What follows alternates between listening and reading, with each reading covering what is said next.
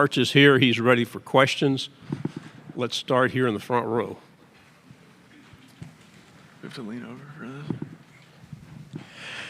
Arch, obviously your first time at SEC Media Days. There's a lot of hype around you as a quarterback, but what do people maybe not know about you? I feel like I'm a pretty normal guy. I like to hang out with my buddies, play golf. I take football pretty seriously, but other than that, just a regular guy. We'll go over on the left side, third row. Hey, Arch. AP Stedham of AP As We See It. Arch, what are some of the things you like to improve upon from your last season, and what can you say about your receivers in this offense? Yeah, our receivers are really good, really fast. We got a bunch of young ones, but having Wingo and Demo back will be good, and I'm really just trying to improve as a leader this offseason.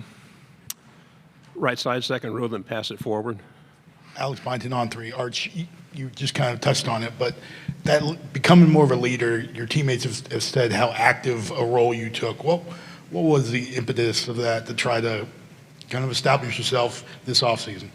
Yeah, I think as much as it wasn't always easy. Those 2 years, I kind of feel like I got a lot of respect from the team, and now being more of a vocal leader, they know that it's coming from a place of love, and when I get on someone, they know I'm not just being a turd. Middle section, fifth row. Trevor Denton with Way 31. Arch, just with all the media attention that you've gotten this offseason, your entire career, and then today, all the scrums around you, has any of this started to feel almost normal at this point? I don't know.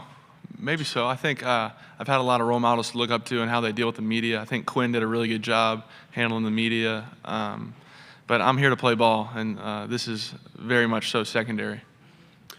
Right side. Travis Tindall, ESPN Austin. Who's more competitive, yourself or Michael Taft? That's pretty close. And who talks more He's trash? like annoying competitive though. Like it's like the little he'll like pick up a piece of trash, but I picked up trash. I'm like, okay. No, but he's good. He picked me off last week in 2-minute drill, which was annoying. But we were both pretty competitive. It gets competitive on the golf course too. Who talks more trash? Probably him. But yeah, probably him. Middle section, fourth row. Tyler Shaw with KBTX and College Station. Going back to being part of the renewal of the Lone Star Showdown, you get to come in and experience that, scoring a touchdown. Just what do you remember from that game, and how much are you looking forward to it being in Austin this year? Yeah, it was a privilege to have that rivalry back, and I'm glad I got to impact the game a little bit. They're a really good team, and that was a big time atmosphere. And I'm looking forward to that game. I got to spend some time with Marcel at MPA. He's a really good guy and a good player, so we're fired up to play them again. Right side. Hey, Arch, Alex Miller with the Bryan College Station Eagle. Kind of picking back off Tyler's question. Big touchdown in a key situation in that game. How did moments of success like that maybe help prepare you stepping into the role you'll have this season? Yeah, anytime you can get reps in the game and make an impact to help your team win, it definitely builds your confidence for the following year. And I think I'm going to try and build on that. Front row, and then pass it to your right. Arch, Caleb Saylor, Super Talk Mississippi here. You talked about your role models. Yesterday, your grandfather's jersey was displayed as part of the Ole Miss Shrine and with your family name. You're about to have your chance to shine and show and create your own legacy. Well, what's that look like for you? Yeah, it was cool seeing that. I think I came here maybe when it was just opening with my grandfather to watch the Ole Miss Boise State game in opening week. But it's been cool looking up to him and my uncles and my dad. And I've always wanted to play in the SEC, so it's been a blessing. Front row.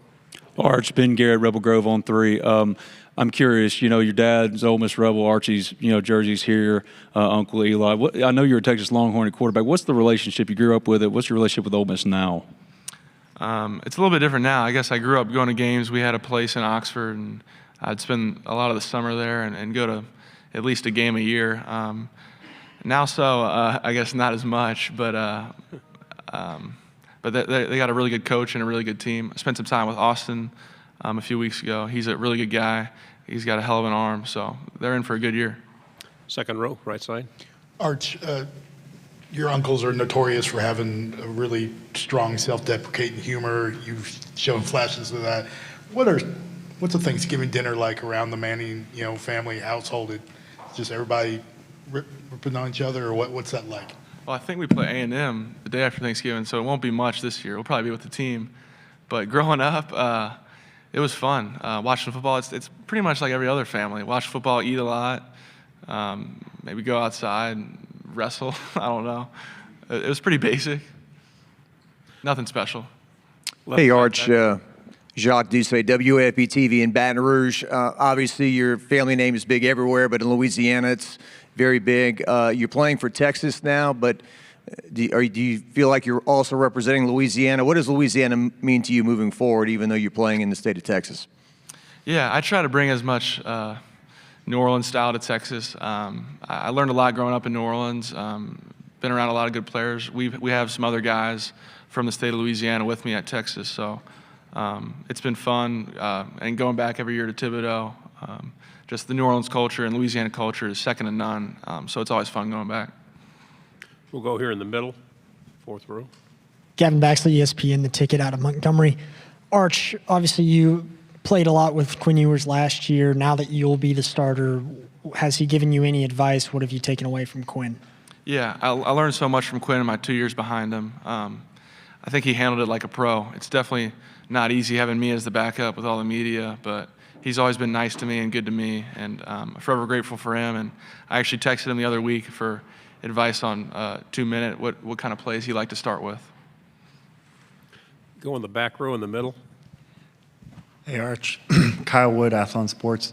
You said you've always wanted to play in the SEC. How has Texas been able to transition so well successfully in the SEC in 2 years?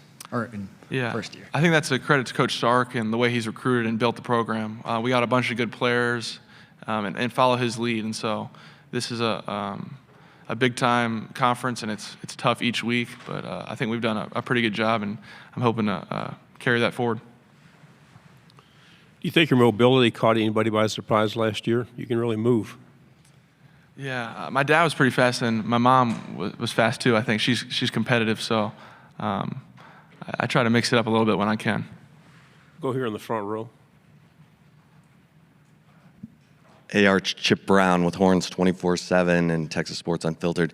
What's the hardest thing you've had to deal with, in your time at Texas and this offseason?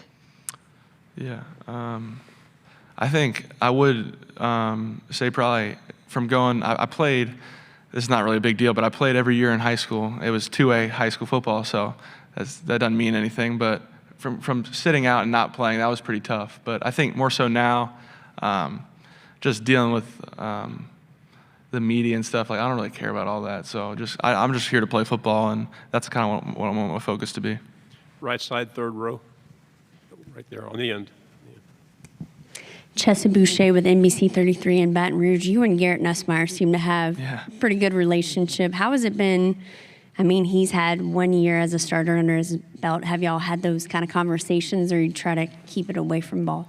Yeah, no, Nuss was my roommate at that camp. I asked him probably 200 questions. I had no idea he was going to propose a week later, but I'm excited for him. He's going to have a good year. They got a good squad over there. Final question here on the front row. Michael Bronner, WNSP in Mobile. You talked about how hard it was not to play those first couple of years. Obviously, we're in a different era of college sports where it's a super common thing to, okay, if I'm not playing right away, I'm just going to go find somewhere I can play. Did that idea ever creep in? I have no doubt that you had offers to do that, but was there ever any sort of consideration to do something like that? Yeah, no, that never really crossed my mind. I knew Texas was the place I wanted to be. It was the city I wanted to be in with a great education, and I had friends there, and I was still developing and growing as a football player and as a person, so I never really wanted to leave. If there was somewhere else I wanted to be, I would have gone. Arch, thanks very much for your time. Thank y'all. Maybe we see you next year.